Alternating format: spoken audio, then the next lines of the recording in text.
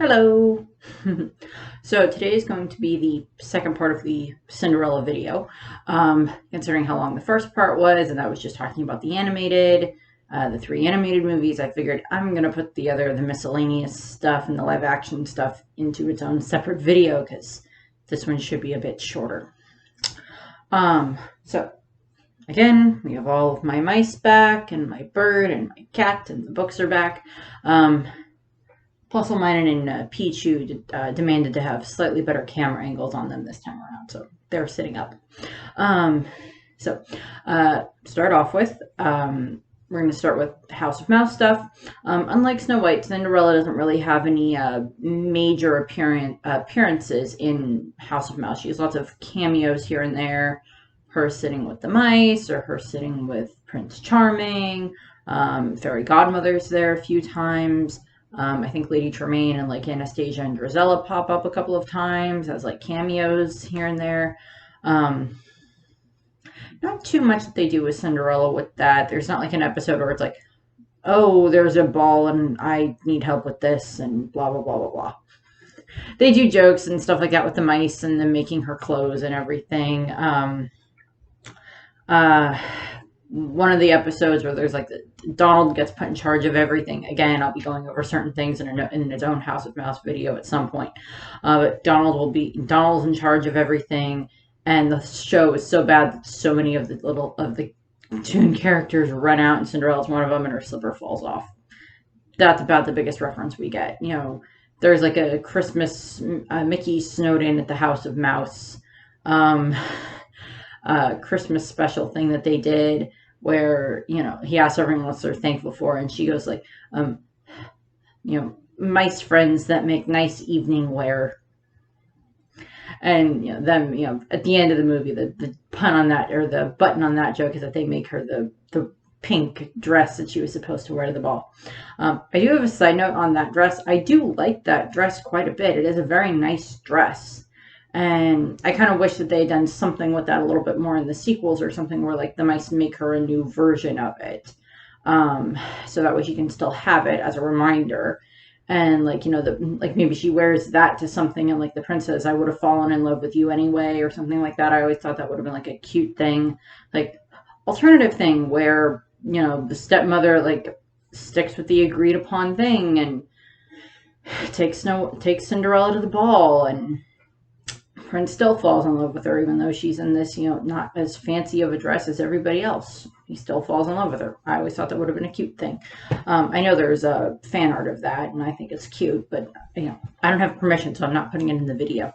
A few side note things on Cinderella herself, for what I missed in the first video, more on the history of Cinderella itself. Cinderella at the studio of Walt Disney trying to figure out a good way of doing Cinderella went back to even like in the beginning when they were doing Mickey Mouse. They had like these little short funny things that they were doing, and like Cinderella was one of them, and they kept trying to come up with like Cinderella ideas for years and years. And Cinderella was one of the movies that actually saved the studio, because after World War II happened, they didn't have a whole lot of income at the time. They were in debt. If they liquidated the company, Walt and his brother and some of the other higher-ups probably would have been fine, but Walt didn't want it to end. So they did Cinderella. Very much just rags to riches, the way that, Walt Disney had been from rags to riches in his own life. And, Cinderella saved the studio. So if, Cinderella hadn't have worked, we wouldn't have had, everything after it. Other film companies may have come along out of that, maybe, or tried to follow what Disney had been doing, but they wouldn't have ended up being the same. So a little bit of history for that for Cinderella. Other appearances that Cinderella has made, of course. She did make some, at least I think one cameo appearance in Sophia the First, gives Sophia advice, as do a bunch of the other princesses, as they tend to show up in Sophia the First. From what I understand, they're like guiding spirits that they have for Sophia. I don't really know too much beyond that, but they're, cute way of doing it. I don't remember if Cinderella makes an appearance in Roger Rabbit, but I don't think that the time frame of the film means that she would have been around at the time. Snow White was in the film, Dumbo was in the film, stuff from Fantasia was in the film, but I do not remember if Cinderella was in Roger Rabbit or not. I'll check and see, and if she was, I'll put a note up here. I'm still getting used to camera angles. I'll put a note up here if she was or not. And a picture if I can find it. But I don't remember off the top of my head, considering the time frame that it takes place in. Let's see. And then we get into Wreck-It Ralph. I'll do Kingdom Hearts next, but then we have Wreck-It Ralph. And she, like the other princesses, she's there in the Oh My Disney, area where Vanellope gets sent, and they, Vanellope ends up interacting with all the princesses. Cinderella, to show a way of defending herself when Vanellope sneaks into their princess suite room where all the princesses are relaxing and her princesses are waiting in between which Disney princess are you quiz. Well, they're waiting in there. Vanellope sneaks in there because she's hiding from stormtroopers because reasons. Disney had Star Wars. They're going to use it as much as they can. Considering C-3PO seems to be like the princess's butler, implies that there's more than that. I just find that funny. I wish they put Leia in there for the princesses, because technically now Leia is a Disney princess, but I don't think they wanted to do that. I just thought that would have been cute. But just getting sidetracked here. Sneaks in there, and all the princesses are putting various weapons at Vanellope, and Cinderella breaks her glass slipper and is using it like a broken bottle. And I just find that funny. It's like, shatter the glass slipper, bottle. use it as like a stabbing weapon. So okay, the princesses have at least developed a little bit more common sense. I'm still working on that princess common sense, street smart, range. We'll see what happens. Where Cinderella would kind of go on that. She'd be higher up than Snow White. I know that. Because she at least has a bit more common sense. She doesn't marry someone after just, flirting with him from a balcony. She at least spent a little bit longer getting to know him via dancing around in a garden. We'll get to that. Well, I kind of went over that already, but yeah. So they do that, and then, of course, she's one of the ones, do you talk to animals, to declaring that she is, whether or not Vanellope's an official princess or not. And she is. Do you talk to animals? No. And then, of course, we get the whole, Vanellope gets them all into comfy clothes, and Cinderella just has a shirt on that says G2G, which I cannot remember exactly what that stands for, but it's probably something to do with the Godmother or something like that. And this is what she looks like in her relaxing clothes. She also has something on it that says so this is love, and because that's of course a reference to the love song from the movie, of course. They relax and everything with Vanellope, and then at the end of the movie, Cinderella is one of the ones that helps save Ralph from plummeting. Jacques and Gus are kind of use their sewing materials and stuff like that, so that way they can catch Ralph as he's falling. They're some of the ones that help deal with that, so that way Ralph doesn't die, because that would be bad. Cute bits, Cinderella, Snow White, they all deal with them and everything. Vanellope deals with Cinderella in that area, and I just think that's adorable what they did with that. Let's see. After that, we get into Kingdom Hearts, and kind of the order that you play the games in. The first time you meet Cinderella, she's just trapped at the castle that Maleficent has, where she's captured a bunch of the other princesses of Heart. Cinderella's there. You fight Maleficent. and then her and the other princesses get freed, and they're kind of trapped in the castle for a time being until they're all able to go home. Cinderella's more major appearance for that is in Kingdom Hearts Birth by Sleep, I believe it is. Yeah, it's the same one where we interact with Snow White quite a bit more. It's Birth by Sleep where you interact with Terra, Aqua, and Ventus, where you play as them. And like with Snow White, the different sections of Cinderella's story, you interact with different people. Sora interacts with Jacques more. I think Gus is there too, but Jacques. A bit more trying to gather up the different supplies that you need to make like Cinderella's dress, like the sash and the beads and everything. You fight Heartless and you're like really, really tiny. And there's a moment where where like, you know, Cinderella's thanking you and like you're like the size of a mouse and you're in her hand and she's thanking you for helping Jacques and such gather up the material. So that, you know, cute thing that they do with that. And then Terra encourages her later on when she's at the ball or when she's going to the ball. Terra shows up and he kind of escorts her to the ball, I think. So we get these cute interactions between her and Terra, and that's just adorable. Big, strong guy and princess. Whatever. And, you know, so Terra encourages her to keep faith and to keep strong and believing. You know, Terra deals with the unversed. You know, all three characters have to deal with the unversed in the area. And then Aqua's part of the story is she kind of runs around the palace a bit more, fighting the unversed there and in the ballroom. And she interacts with the Grand Duke a bit more. I think Terra interacts with the Grand Duke a bit too. Ventus mainly stays in the house. Terra ends up in like the outside area a bit more, and then Aqua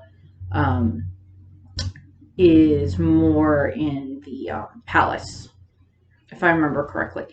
And for the most part, they each deal with different parts of the story. Aqua kind of interacts at some point with like the Grand Duke and the Prince, and you know, has to help with that and everything. And Terra, or Aqua, ends up being at Cinderella's house because she helps them try to get the key to get Cinderella freed, of course. She helps Jacques get the key. So that way Cinderella can, you know, try on the glass slipper. And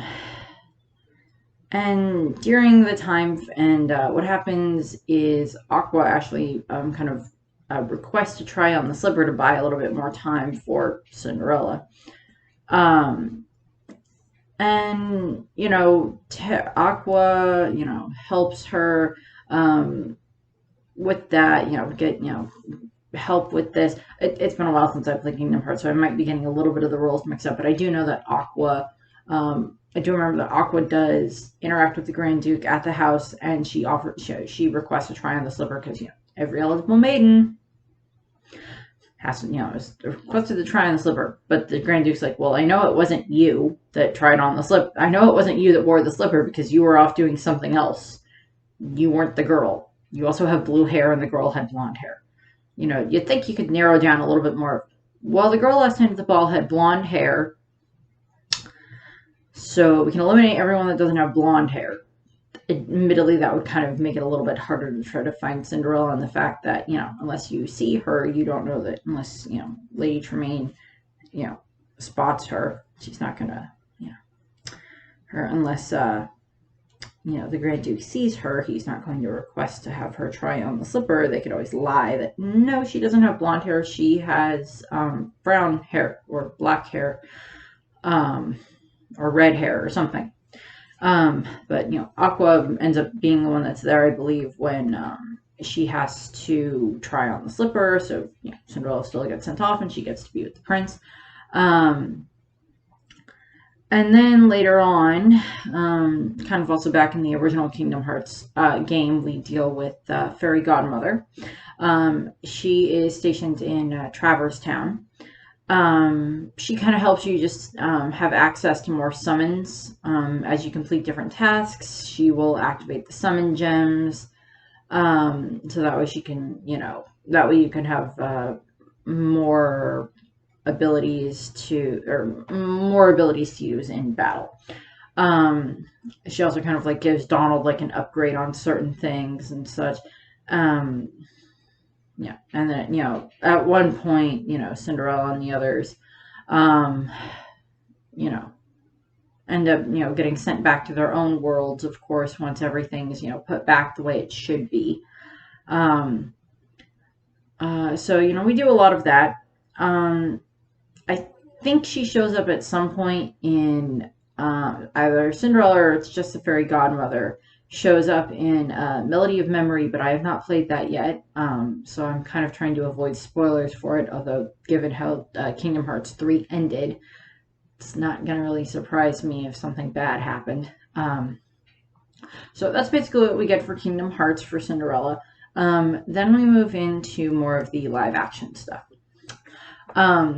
So in 1997, they did a version of Rodgers and Hammerstein's Cinderella on like ABC Family, I think it was where it aired, or The Wonderful World of Disney on ABC Family. And that had Whitney Houston as the fairy godmother, Brandy as Cinderella, Jason Alexander as Lionel the Prince's butler, Whoopi Goldberg as Queen Constantina, Bernadette Peters as the stepmother. They have the two stepsisters. They have Victor Garber as King Maximilian, because you have to give the king and queen very regal sounding names, and then Paolo Montalban as Prince Christopher, so Prince Charming. And that is based on the musical that Rodgers and Hammerstein wrote back in 1953. That was going to be a live television production of Cinderella, starring Julie Andrews. Roundabout way, Julie Andrews is a Disney princess. I approve of this. She's also a Disney queen via the Princess Diaries movies, but she's a Disney princess. I want that to be true. A trivia note on the broadcast one that they had for 1957, it had over 100 million people watch it. Admittedly, that was a time frame when there was like 3 channels, but I still find that to be quite, quite impressive for the time frame. Even nowadays, that would be a very impressive number. And throughout the course of the movie, we see, Cinderella and the prince end up interacting first in the marketplace. He's in disguise, she's in her rags, of course, having to follow her stepmother and stepsisters around. And I love the music from the movie. The sweetest sounds. The prince is giving a ball, which is just this fun thing of just like giant dance number and long names for the prince and the king and the queen, and I don't remember all the long names for them, but it's just funny as heck watching all the characters be like, huh? Because like all of them have like a weird random name in their like long name, and I just find that funny.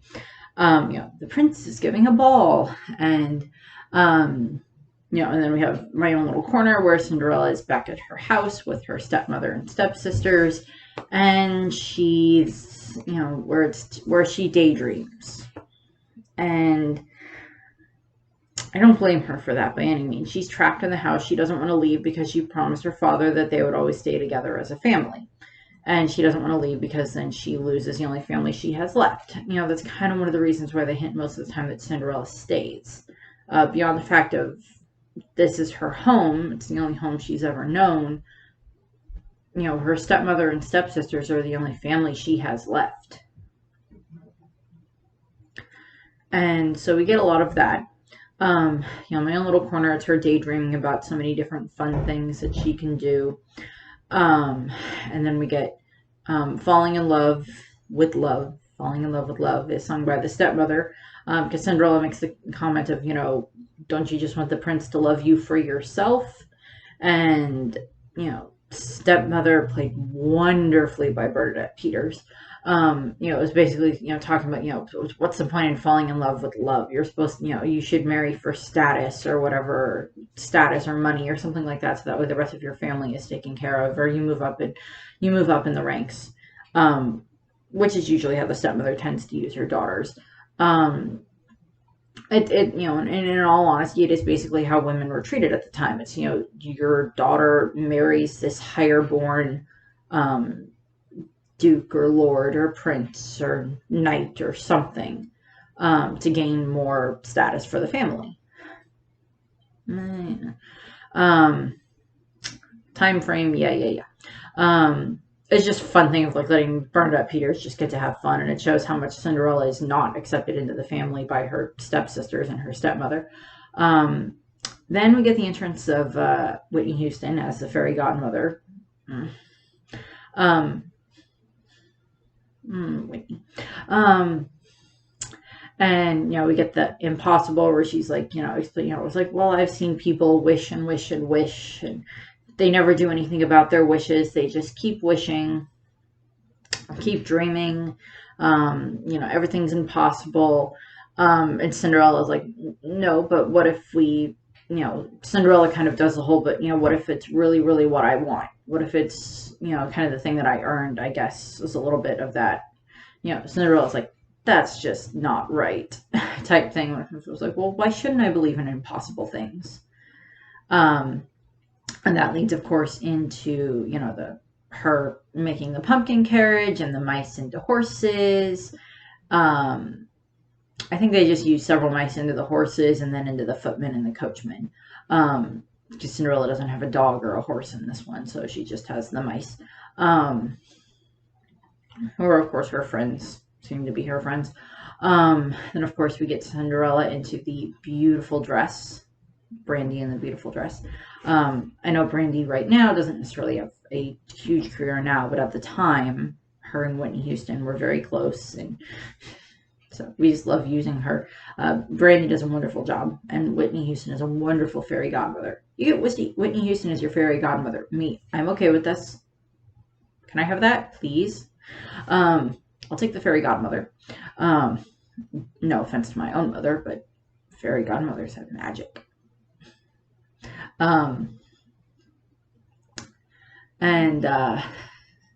So that's just fun there. And then we get the It's Possible, which is the other side of impossible. That everything, it is possible if you believe, if you work, if you try, and everything. And that's the, getting them to the palace song and everything. And it's this great duet between the two of them. And then we get, the funny bit where it's just like the prince having to dance with all of these different princesses, and he didn't want the ball. He made a deal with his parents. It was like, if we do this ball, and if I don't find anyone, then I get to find the girl that I want to marry on my own. And Queen kind of was like, sure, we'll do that. This ball will never end if he doesn't find someone to be with, type thing. Off to the side, I was like, and what if he doesn't find someone? Then this ball will never end. I love Whoopi Goldberg. It's like, Whoopi Goldberg plus Victor Garber gives you this guy. Hey, he's cute. Admittedly, I'm like 5 when this movie comes out, but I still love it. That's probably why I love it so much. It's like, but I still really, really, really love the movie. It's Cinderella. I've always liked Cinderella. And then we get Cinderella makes her entrance after the prince kind of has to suffer through dancing with both of the stepsisters, and the stepmother keeps flirting with like his butler, with Lionel, which is just funny. And then we get Cinderella making, of course, her grand entrance after she gets the warning of, to last till midnight and everything. And she, she gets her gorgeous entrance, and the prince is just immediately stunned to see her. Reasons. And they start dancing and dancing and dancing around, and then, of course, we get the 10 minutes ago I Met You song, and then they end up going out into the garden and dancing around more and just like talking and everything. And funny interactions with the king and queen, which is just great. And then we get the stepsisters who kind of follow them out to spy on them. And they're like, they of course don't recognize that it's Cinderella, and neither does the stepmother to a degree. It's like it's not like she's wearing a mask. It's not like she completely changed. I mean, she changed her clothes and her hair, but her face is still the same. It's like, people, learn to be more observant. You know, at least it's some of the ones where it's like it's like if they do like a masquerade version of the ball and certain things, and or where it's just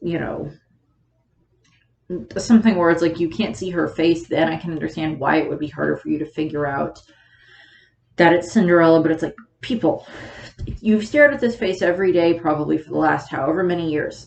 You should be able to recognize your own stepdaughter, stepsister. The stepsisters kind of sneak off, and they kind of watch as Cinderella and the prince flirt while they're walking around the gardens. And we get the stepsisters' lament, which is just them complaining and singing about, oh, well, we can, if, I should be with him, and why don't they want a girl like me? Why do they want this pretty little thing, and, instead of a girl like me and everything? And it's, it's a valid point, except for they talking about being able to snap Cinderella's neck. No. Then we get the Cinderella and the prince singing. It goes, do I love you because you're beautiful? Kind of, do I love you because you're beautiful? Do I love you because you're wonderful? Work your way through that of, Cinderella was like, well, you probably just want this girl that's, sweet and devoted to you and everything. And he's like, no, I want a friend, someone that'll be by my side. He's been alone for the most part. He has his parents and he loves them, and Lionel's kind of his friend, but he's also just his butler. He wants someone that'll be by his side, an equal. So we get the whole, they get to spend more time talking, and he keeps trying to figure out where he's seen her before, because he knows he's seen her before, he just can't place her. And of course they met earlier, like the day before or whatever, in the marketplace. But he gets the pass on not being able to recognize her because he interacted with her for like 5 minutes. And now she's in a completely different dress, completely different hairstyle, completely different context. The stepmother and the stepsisters have looked at her every day for however many years since her father, since her stepmother married her father. The prince has the reason for why he does not recognize her. The stepmother and the stepsisters do not. And then, midnight comes, Cinderella has to flee, and she leaves the glass slipper, of course, and the prince makes the decree of, if we find the girl who fits this glass slipper, that's the one I'm going to marry.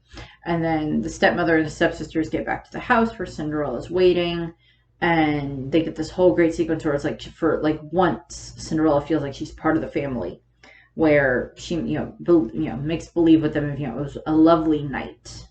About how lovely it would have been to be at the palace and dance and meet the prince and all this stuff. And like the stepmother and the stepsisters like kind of waltz around the house with her. And it's for once Cinderella gets to feel like she's part of the family. And then that results with the way that she's dancing and the way that she's acting. That results in the stepmother figuring out, you are the girl at the ball. Sends her to, makes them stop, sends the two daughters upstairs. Basically tells Cinderella, the fact that the prince would fall in love with you is laughable. You're common, Cinderella. Your mother was common, and so are you. And,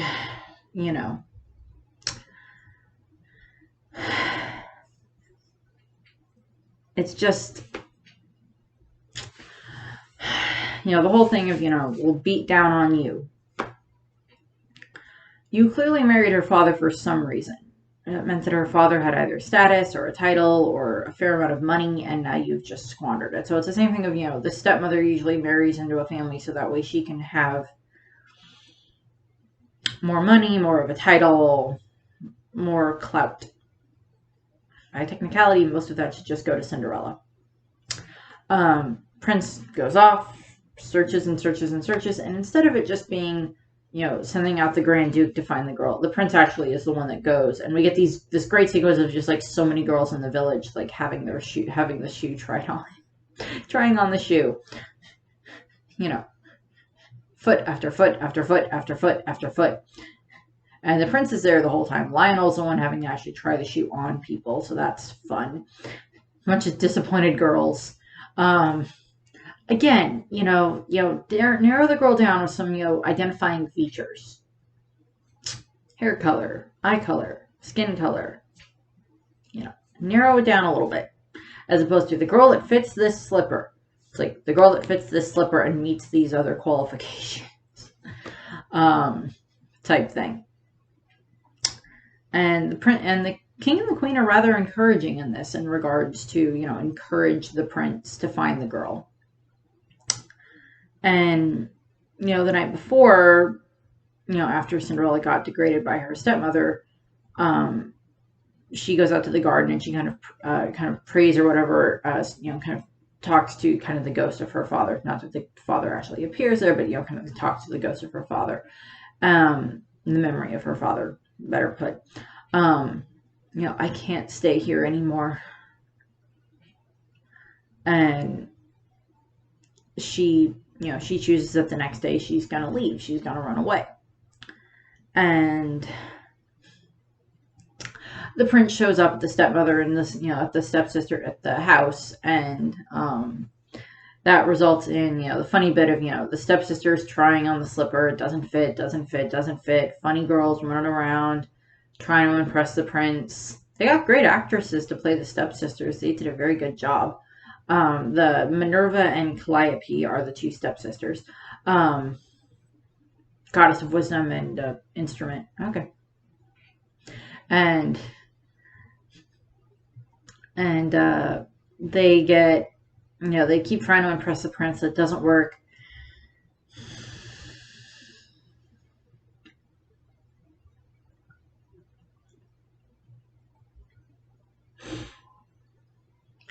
Keep trying to impress the prince. Doesn't work. Then the prince just gets fed up. And the stepmother even tries to slip her on herself. Doesn't work. Well, it fits, but her foot's big enough that it fits in, but it's they can't get her foot out. And it's too tight. Even after she, kind of squishes her foot in. That's just a funny bit. No breaking of the glass slipper in this one, thankfully. They probably didn't want to have to break a real glass slipper. Although I do kind of wonder if Brandy did actually have to dance in the glass slippers the whole time they were filming, or if unless they're doing certain shots, they don't have her in the glass slippers. Which would make sense if you ask me. And Cinderella, and the prince is are there any other girls in this house? Not a soul, not even a scullery maid type thing. And they, try to hide where Cinderella would be. The stepmother doesn't lock her in her room. She kind of locks her in the kitchen area. And, the prince gets his way in there and he looks around. Cinderella's not there. They leave, and then their carriage kind of stops Cinderella from leaving. And she's, was going to run away. And he recognizes her as the girl that he met in the market, 2-3 days prior. And that she's also the girl that he danced with. And they flirt. And she tries on the slipper, and of course it fits. And then they get whisked off to go get married. And we get, there's music in You. Just the last song, and it's, very much sung by Whitney Houston. And they're whisked off, after she changes Cinderella and the prince into a beautiful dress and a, very, very beautiful wedding dress and suit, and they get sent off to go to the wedding, and the stepmother and the stepsister try to claw their way over the fence to get into the palace for the wedding, and the king and the queen are there, and they're just happy for the wedding, and they seem very, very happy to have their son married, finally. So we get that, and I just love that. Then we get into the descendants portion. Cinderella and Prince Charming do not, as far as I can remember, they do not make an appearance in this, but their son, Chad Charming, slight bit more creative on the names there, people. Might be a wise decision. He's their son, of course. He's not really, doesn't have a whole lot up top. Um, you know, very much more into looks. He's good, does sports. He plays whatever the sport team is that they have there. I don't remember. And yeah, we do get the fairy godmother is there. She is the headmistress of Oradon Prep, the school that they have there for all the hero kids. Her daughter, Jane, kind of is very awkward in the beginning, and slowly throughout the course of the movie, she gets better and better. As in, she gets more and more comfortable in her own skin via interacting more and having to grow more, and I like that. And she ends up with Carlos DeVille, who is, Cruella DeVille's son. And they end up together, and they're very sweet together. The fairy godmother, she has a class that's remedial goodness, where it's like, test of like, what do you do with all of this? You're given a baby. What do you do with it? Let it cry, curse it, something, horrible things, give it a bottle. You give it a bottle. She seems to talk down a little bit to them at the beginning, and then that gets better over the course of the series, which I like. And they want to steal the fairy godmother's wand so they can release their parents from being trapped on the island.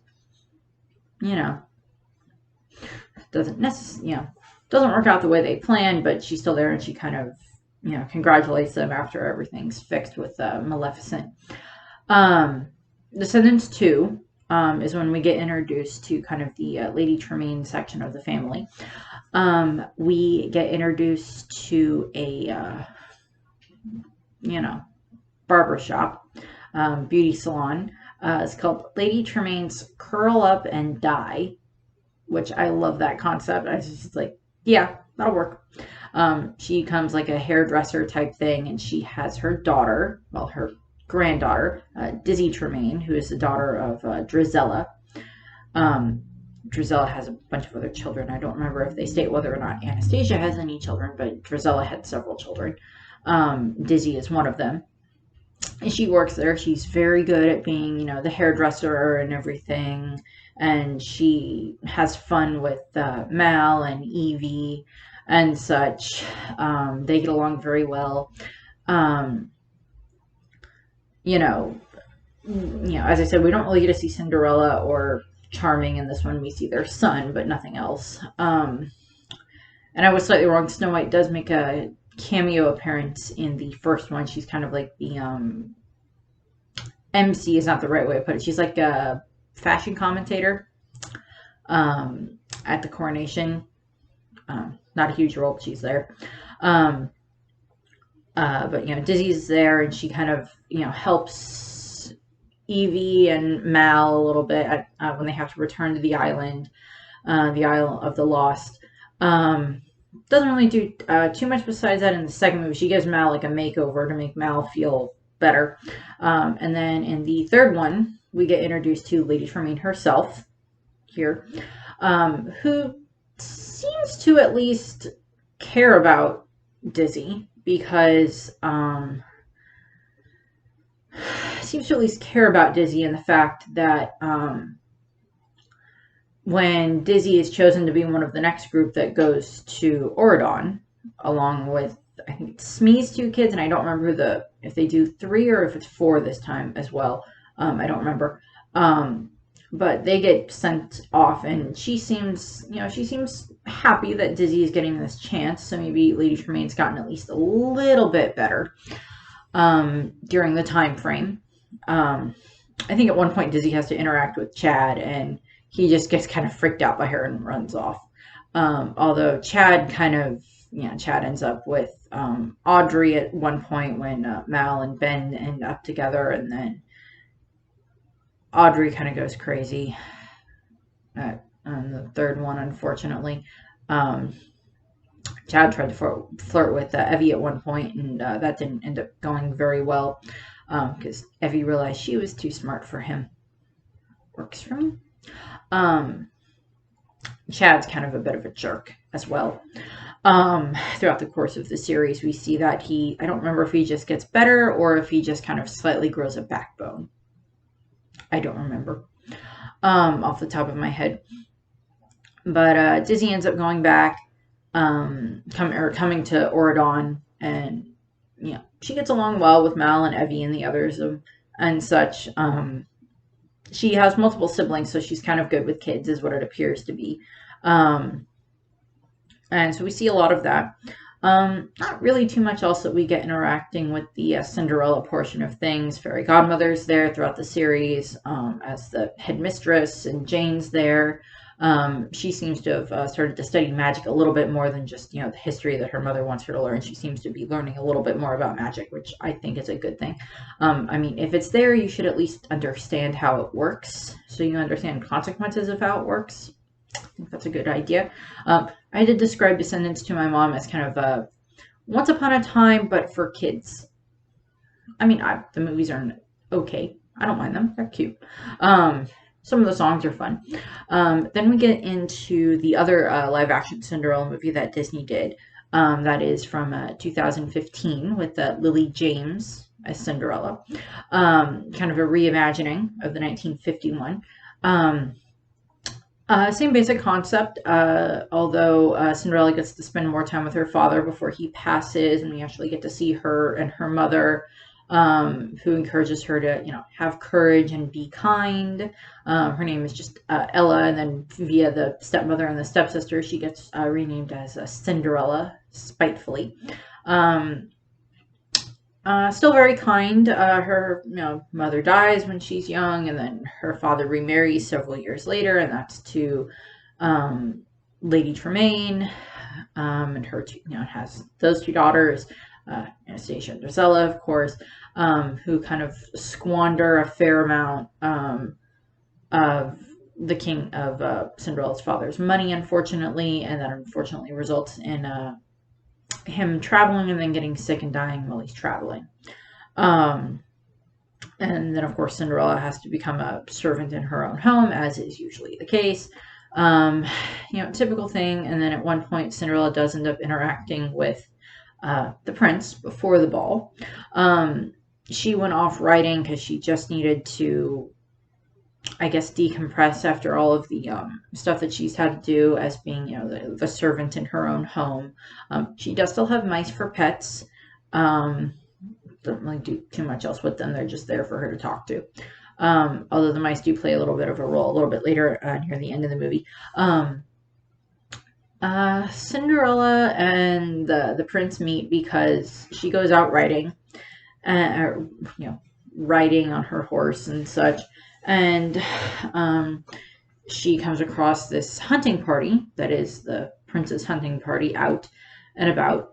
And the prince is played by the same guy that plays Robb Stark in Game of Thrones, which I'm just like, well, you went from, King of the North to a Disney prince. I guess there are worse things. I guess there are worse things that you could have done. Well, my last wife got stabbed in the stomach by Filch, so I went here instead. He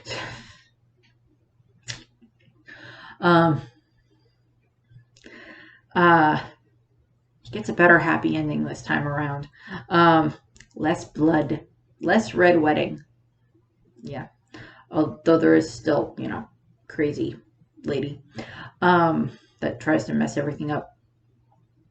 And she sees them hunting this deer, and she kind of, distracts them enough so the deer can get away. And the prince ends up interacting with her. She doesn't know that he's the prince. He says that his name is Kit. That's about all that, his father calls him Kit, so that's what they just, that's what they call him and what she refers to him as. And he just says he works in the palace, works for the prince. And he asked her to, come to the ball. If you come to the ball, can I see you at the ball? And so she wants to go to the ball. The king still wants to have his son marry. Typical thing. I mean, I get it. It's royal lineage. King has a son. Son is supposed to marry and continue on the family line, so that way the throne is secure. I get it.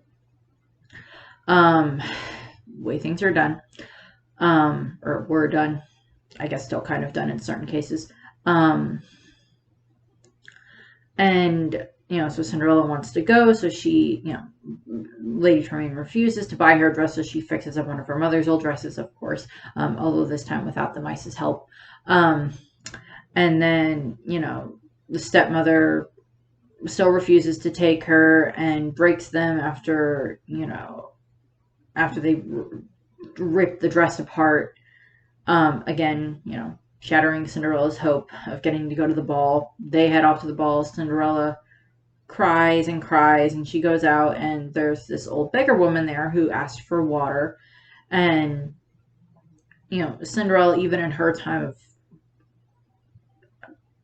yes, I'll get you water. I just had this dress that I'd worked very hard on to wear to go to this ball, but yes, I'll get you water type thing. And, and the fairy godmother, I'm assuming it's supposed to be a little bit of a test of what would have happened if Cinderella said, "Lady, I got my own problems." But we get, beggar woman reveals herself to be the fairy godmother, played by Helena Bonham Carter. It's like, I have Bellatrix Lestrange as my godmother. Okay. She's saner than she is as Bellatrix. Is this movie being made by Tim Burton? No, that was Dumbo. Never mind. I still find that funny. The godmother says, okay, well, I can send you the ball, but we need to gather a few things. And she changes the pumpkin, mice, some lizards, and a goose into a carriage, horses, footmen, and coachmen. And then, of course, she changes Cinderella's dress into the beautiful blue dress that we get. I love this dress. Most of the versions of Cinderella's dress I love, and I just find this one gorgeous as well. And they get sent off to the ball. This last till midnight, of course, gets sent off to the ball. Kit, is there having to get introduced to all of the ladies and everything in the kingdom that are all eligible, and the two stepsisters are there.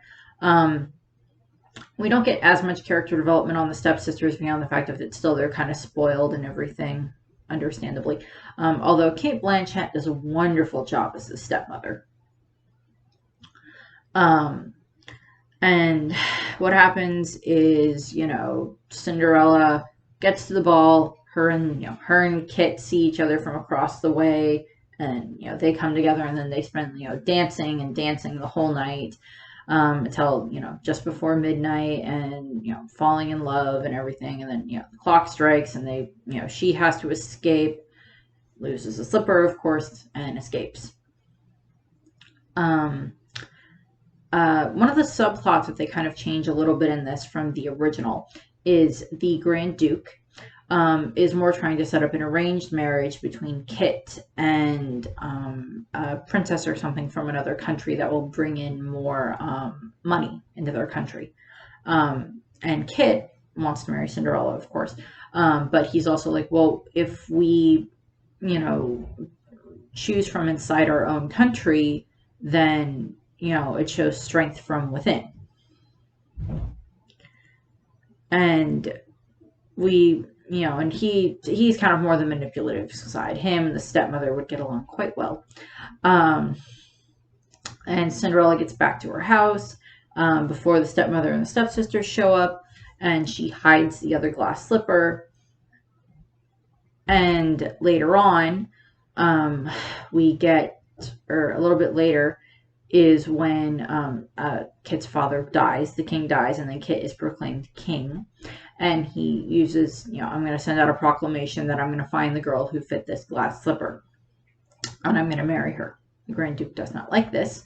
And, Lady Tremaine ends up figuring out that Cinderella was the girl at the ball. And she finds the glass slipper, and she tries to make this deal with Cinderella that, if you just show up at the palace to try on the slipper, no one's going to believe you. But if I go with you as kind of your sponsor, and put you forward, and you marry Kit, and then I get put in charge of the royal household. he's a new king. He needs guidance, and we'll set up, ensure worthy husbands, wealthy husbands for her two daughters. And Cinderella, never forgave herself for not being able to protect her father from her stepmother, but she will protect Kit, even at the cost of her own happiness. And the stepmother then shatters the glass slipper. And then she takes the pieces of the glass slipper with her to the Grand Duke. And, explains, you keep the prince away, or, whatever. We don't do that, keep the prince away long enough that he decides that, she left and he can marry the girl from the other kingdom. And then you make nice marriages for my two daughters. And move on from there. Part, they still make their way to the house where Cinderella lives with Lady Tremaine. And they get inside, try the slippers on the two stepsisters, doesn't fit them. Cinderella's not coming down because she's locked in her room. And this is kind of more where we get the interaction with the mice. Cinderella's sitting on like the balcony in her room, or so window in her room that kind of overlooks the garden. And she's singing. There's not really a whole lot of singing in the movie itself. They don't turn it into a musical. Some of the live action stuff or remakes that they've been doing have been musicals, but this one wasn't. Dumbo really wasn't either. Mulan wasn't. Cinderella really wasn't either, but she's like just sitting there kind of singing, and she's just singing Lavender Blue. Lavender Blue, Dilly Dilly, just singing that. And, smarter mice in this case than they've appeared to be through the movie. They, get the window open so her singing gets heard by everyone. And the prince is kind of captain of the guard, who's kind of his best friend. Is like, well, we have to try it on every girl in the kingdom, and the Grand Duke tries to get them to leave because he, doesn't want Cinderella and the prince to marry, because then he loses this deal that he made with this other kingdom. No offense to the lady that's the princess from the other kingdom, but, you're not the one that he's in love with. And it is an arranged marriage type thing. So Cinderella goes off for that. And then, not Cinderella goes off for that, but then it's revealed that the prince was hiding out in, the guard escort. And that kind of just like stops the Grand Duke in his tracks, because it's like, oh, Your Majesty, what are you doing here? Kit goes up, gets Lady Tremaine to, let Cinderella out of the attic. They're, of course, met face to face. He knows that it's her, tries the slipper on her. Of course, it fits. It's kind of the whole, Kit finally meets her, and she confesses that she is not a princess, has no parents, no carriage, no dowry, nothing. And, honest, Kit is honest, and he says, of course I want you. I love you. And, they get married, and Cinderella, they get ready to leave, and Cinderella looks at Lady Tremaine, and who, tries to, try one last ditch effort to try to beg Cinderella to, help her daughters. And Cinderella just looks at her stepmother and says, you will never be my mother. And they leave, and they make their way downstairs. The prince, Anastasia and Rosella do bow to her before she leaves, kind of as, I guess, their way of apologizing. They were still kind of not very nice stepsisters throughout the course of the thing, but, they still kind of, maybe want to have a little bit of an amicable relationship with Cinderella later on. So Kit and Cinderella kiss, and, they move on, and the Grand Duke, bows to her in acknowledgement, and then, Cinderella and Kit head off to the castle for their new life, where they're married, and Kit is now king, of course, because his father unfortunately died, and, Cinderella then becomes queen, and, continues her motto of, have courage and be kind, which is kind of the motto that they use as the monarchs. which is very good. Then we get into, finally, we get to the end of this kind of, we get to the Cinderella portion for Once Upon a Time. Once Upon a Time, initially, not too much to do with Cinderella. She's not like a huge part of the story, not as huge as Snow White and Prince Charming. But, you know, standard story. She's, you know, stepmother, stepsisters, father's dead. And, you know, Prince mother and stepsisters head off to the ball, and her fairy godmother shows up. And then is promptly killed by Rumpelstiltskin, who then makes a deal with Cinderella of, you know, all magic comes with a price, and, you know, I'll send you to the ball, and then, you know, we get this price, you know, I get your firstborn son. I think his firstborn son is what he gets. And Cinderella, you know, makes the agreement because she wants to go to the ball. Goes to the ball, meets the prince, falls in love, everything happens, blah, blah, blah, blah, glass slipper.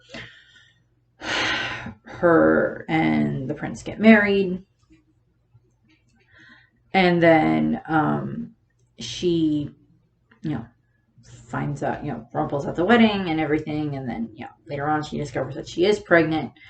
She, you know, tries to run away.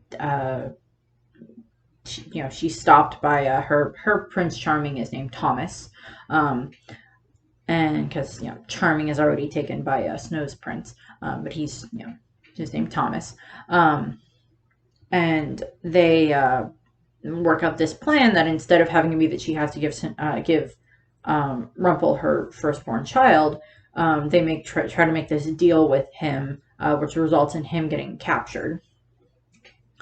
And you know, he explains that she will, you know, because of the way that he tricked her, you know, you will never see Thomas again until I get my end of the contract, until I get your firstborn. And Thomas disappears. And in Storybrooke, we get her Storybrooke is Ashley Boyd. She's a pregnant maid, single. Kind of ostracized from her stepmother and stepsisters, are cruel to her. She ends up meeting Sean Herman, who is the cursed version of her prince, of Thomas. But his father doesn't allow him to see her. He gets confronted by Emma Swan, and then eventually him and Ashley do end up together, and they do have the baby. And because Emma makes a deal with Mr. Gold, this is before the whole curse is broken, but she still makes a deal with Mr. Gold that allows Ashley to keep her baby. Mr. Gold agrees, and then they have a daughter. Her name is Alexandra, is what they call her. And Sean and Ashley reconcile. And so they do that. A few months later, he proposes to Ashley, and I do believe by the end of the series, I'm pretty sure they're married. You know, she's not really there too much throughout a few more of the seasons. By season 4, once they've been cursed and sent back and cursed again and brought back, Cinderella kind of has like a parenting class in Storybrooke. And she kind of is helping, you know, some of the others the ones that were not in Storybrooke the first time get you know, acclimatized to Storybrooke, including like Aurora and Prince Philip. Seeing this cute interaction between them, explaining, you know, television, and Aurora's like, I'm not letting my child watch that demon box. Stick with that concept. We don't get too much more with her until season 6. Where we get reintroduced to her stepmother and stepsisters, and find out, you know, a little bit more about Cinderella's past with her stepmother and stepsisters in this case. Mostly that one of her stepsisters had been in love with someone else. And they had agreed to get married, and they were going to elope and everything. And that the prince was happy for her, And she had, and Cinderella had like misinterpreted something. Um, and, so there was a lot of that and everything. Um, and, Lady Tremaine is still very not a good stepmother. But Cinderella and her stepsister, I don't remember which one it is, but one of the stepsisters ends up getting married. Um, ends up, I think she ends up getting married, or at least ends up having a better um, relationship with Snow White. Um, Pops up in Storybooks a little bit. She popped up in like the Once Upon a Time in Wonderland at some point, not too much beyond that. Jacques and Gus, not too much there. Gus is an engineer that works in Storybrooke is like one of the mechanics. His name's Billy. Him and Red Riding Hood kind of flirt a little bit. Not too much with that. The prince is there. They interact quite a bit.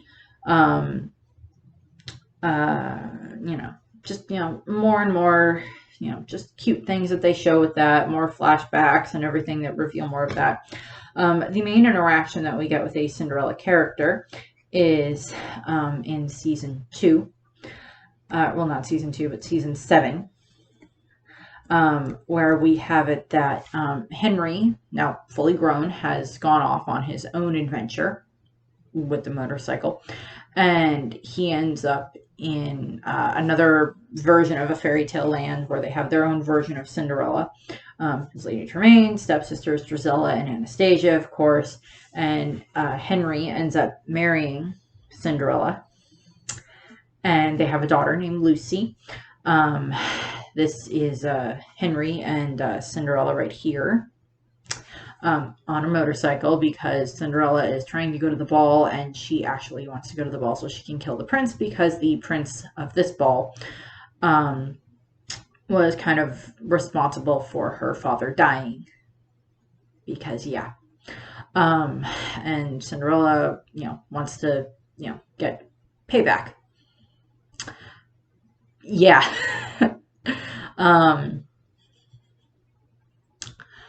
That Cinderella story ends up being a bit more involved in the main story than that, because we deal with, Cinderella's stepmother is not Rapunzel, but like connected to Rapunzel and was cursed by Rapunzel, and like all this other stuff, and just so much other stuff that happens. And she's friends with Tiana at one point from the Princess and the Frog, and Henry and her have to re-fall in love because there's another curse, and if their true love's kiss breaks the curse, and like they have to, Lucy goes and finds Henry because she remembers everything, because she knows what's going on, and she has to convince him that magic is real, and again, and everything, and just like a whole list of other stuff that happens. And like so much other stuff that Cinderella has to deal with, and her real name in the story, or her cursed name, is Jacinda, where they're in the cursed world, and so there's a whole bunch of stuff that has to deal with that, where it's just like she has her daughter, but she has her friend, and she has this and she has that, and they work their way through things, and by the end of everything is fine by the end of it, because Jacinda and Henry, of course, end up being very happy together, and everybody gets their memories back, and everybody's back together, and they have their daughter, and everything is fine. Everyone's happy. Everything's safe. Nobody else died. Rumple died. I'll get to that more when I get to the Beauty and the Beast one. Since that's the best place where I can talk about Rumble is in the Beauty and the Beast. But for the purposes of Cinderella, that's what we get. That's about all that we have for Cinderella. I know that they have the Into the Woods, where it's much more based on the more graphic version of it, where it's, the stepsisters sliced off parts of their own feet to try to fit them into the slippers. Birds peck their eyes out.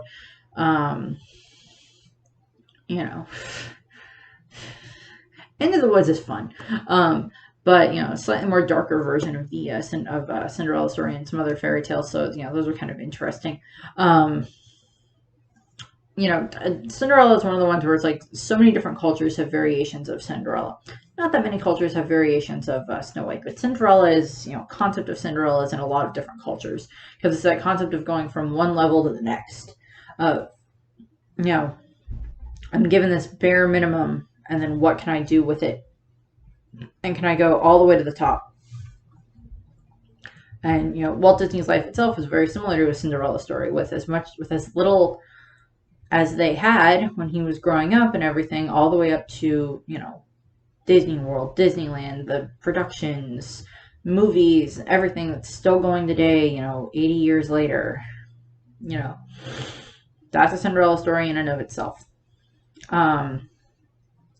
Don't quite know what Walt would have thought of Once Upon a Time itself, but I don't know, it would have been interesting to find out.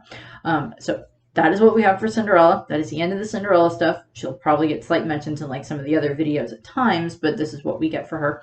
I may end up doing a different version of like a Cinderella video at some point, like, alternate versions of Cinderella. We'll see, because I have a whole bunch of different books of different Cinderella from different kind of concepts, like a Egyptian one, Native American one, Asian ones, a whole bunch of different versions of like Cinderella. I might do a video about those at some point, but that'll be a ways down the line. So that's what we have. I thank you very much for watching. I hope you all have a very nice rest of the day, and I hope that you liked the video. Bye! The world is full of zanies and fools who don't believe in sensible rules and won't believe what sensible people say. Keep building up impossible hopes. These things are happening every day.